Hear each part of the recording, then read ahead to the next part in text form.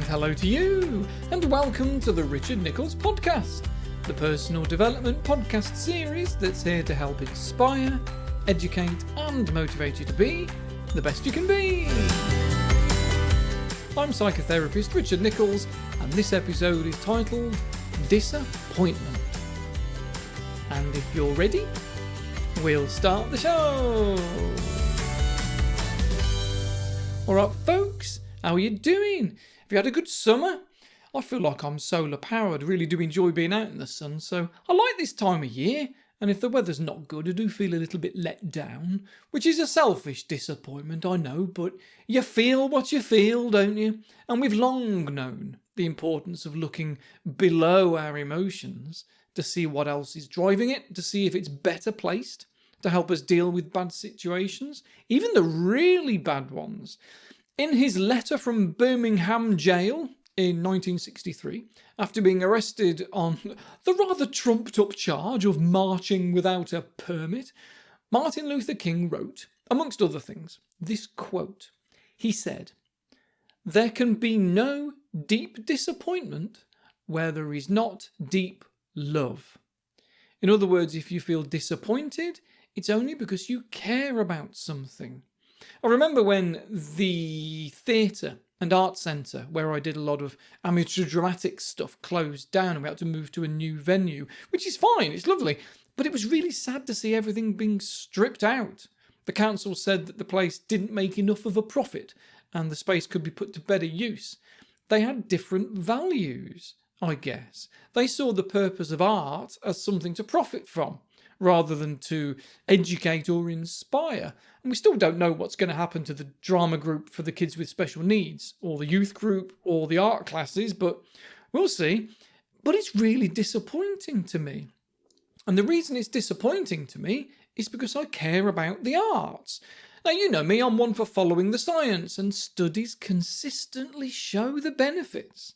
So not just the emotional and intellectual side of what it is to be human, but actually even the long-term health benefits, even the economy benefits in the long run if we promote art, music and anything creative. And I know from the outside people could easily think that it's a waste of time because, well, we need houses or plumbers. You can't build a house or work as a plumber with an interest in arts and crafts. Well, yeah, you can. How else does an architect practice their spatial awareness skills and so on? The same for plumbers. I'm disappointed because I care about the future of the town. If you're disappointed in something big, maybe, what's a biggie? That the UK left the EU, then it's because you care about sharing resources and preventing wars and working and studying in different countries. If you're disappointed that a friend let you down with something, then it's because you care about your friendship. But just because we're disappointed, it doesn't mean that you can stop caring. Disappointment is not a dead end. It doesn't mean you have to give up on the thing that you care about.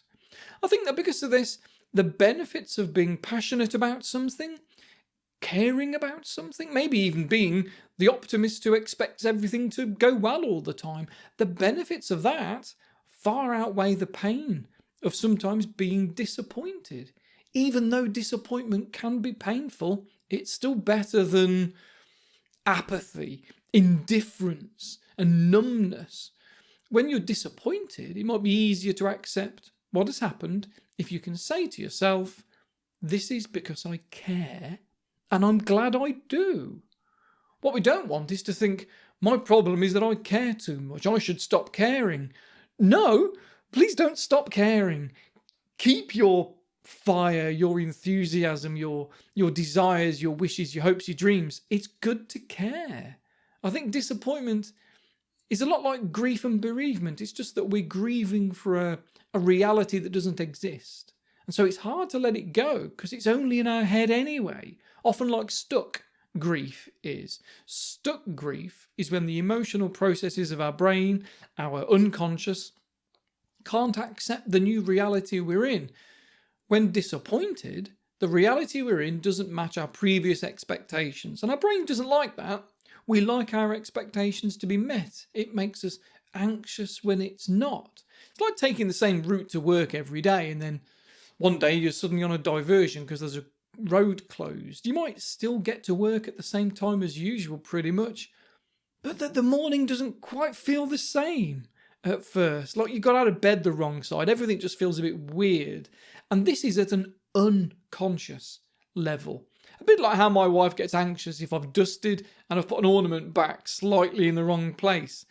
It just doesn't look right to her unconscious mind. Something's not quite right. Now, in extreme cases, that's OCD or obsessive compulsive personality disorder, when the anxiety that something isn't quite right is so great that you feel the need to try and control the external world so that you can satisfy it. Spoiler! You can't.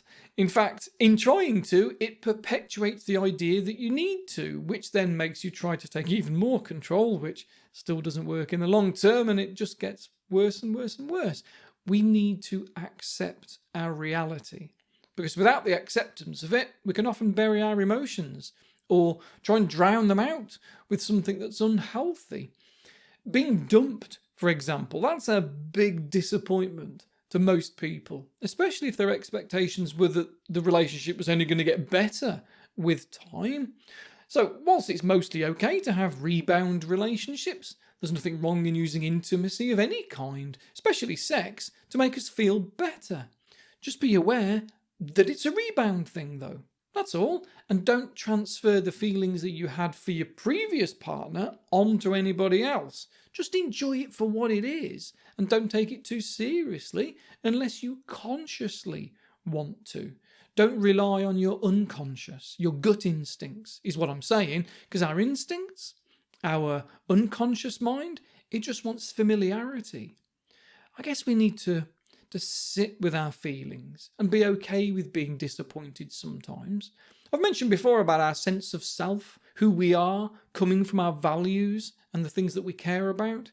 If we deny ourselves those values, those opinions, beliefs, whatever, then we can lose our self, our sense of who we are. And we have to care about whatever disappoints us in order to be true to ourselves. If we lie to ourselves and just pretend that everything's fine, it won't actually make it fine. You can't fool your unconscious mind. And if you try, it'll only make you feel emptier and emptier as time goes on.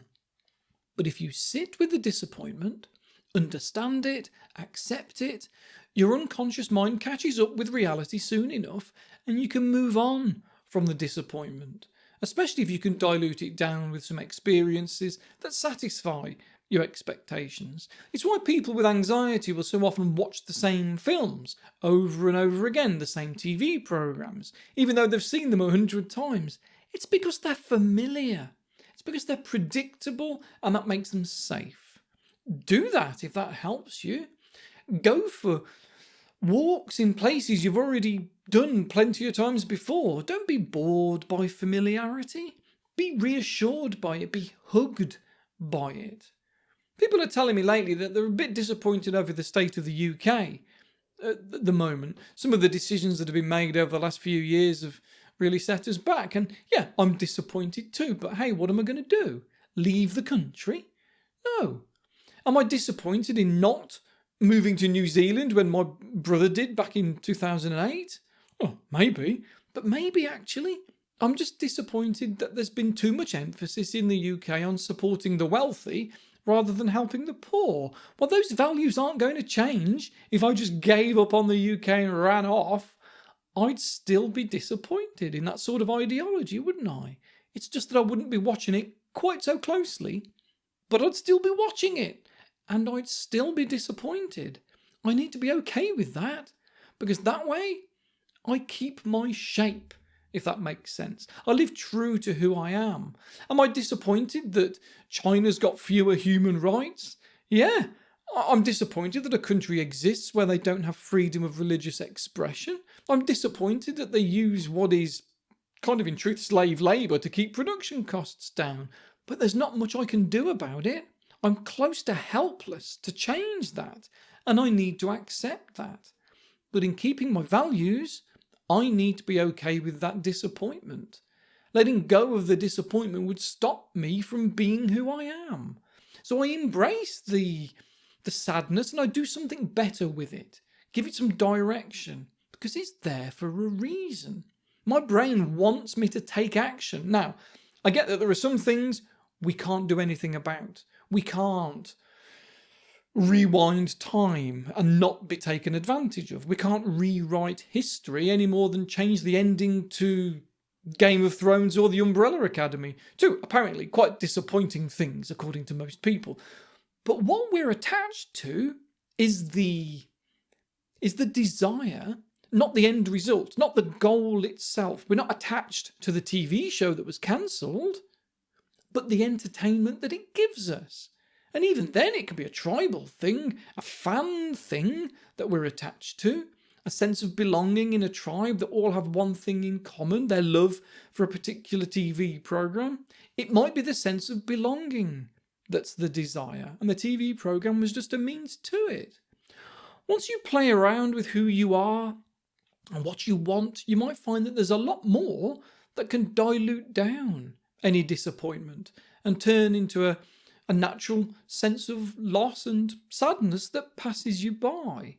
In not being successful in a job application after 3 interviews for the job of your dreams, you're going to be disappointed, of course. But when you can see it's the job of your dreams that you're attached to, not that one job, it allows you to keep the idea of the job of your dreams in mind so you can attach it to the next one you apply for. Because it might be that what you're actually desiring is a reason to go to work every day, a sense of accomplishment and purpose, or of value and significance. You might even find that those things have nothing to do with your career anyway. But when Bumble dates or Match.com meetups seem to go well, yet the other person says, thanks but no thanks, you're going to be disappointed.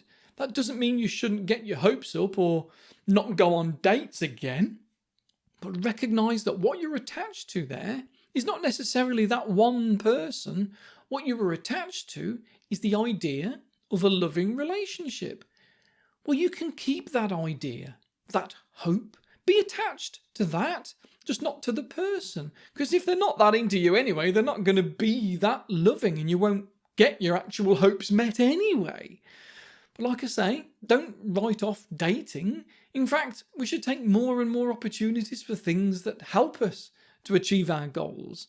Research has shown that we feel more disappointed over the things we haven't done than we do over the things that we have.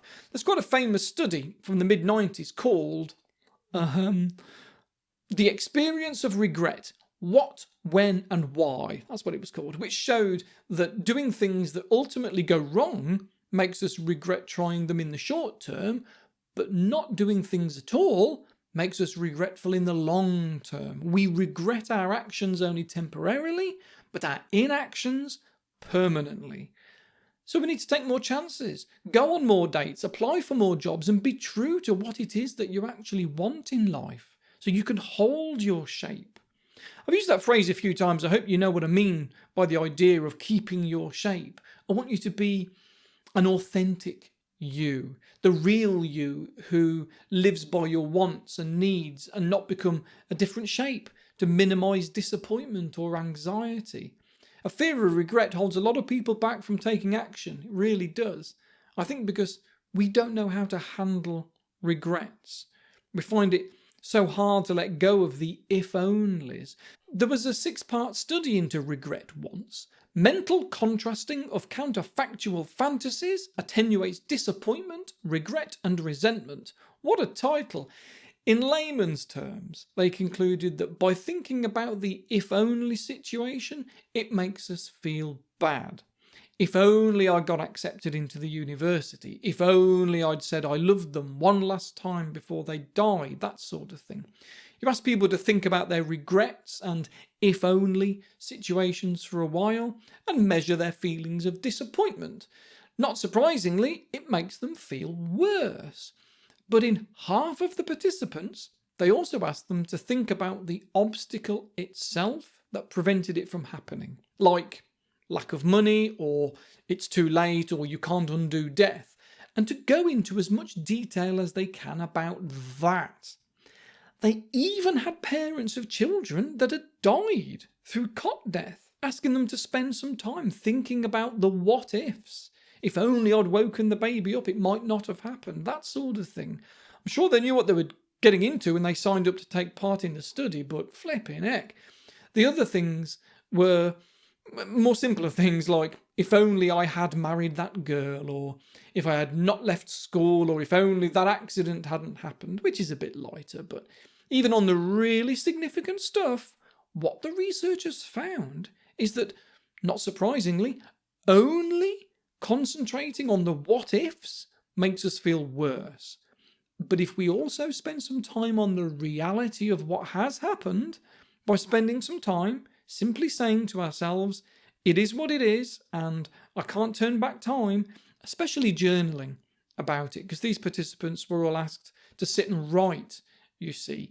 It showed across all the studies that focusing on our reality improves your mood.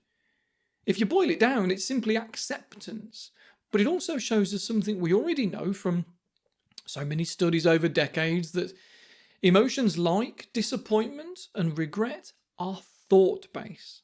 A sadness that comes from our thoughts rather than from a background unconscious emotion that comes from personality.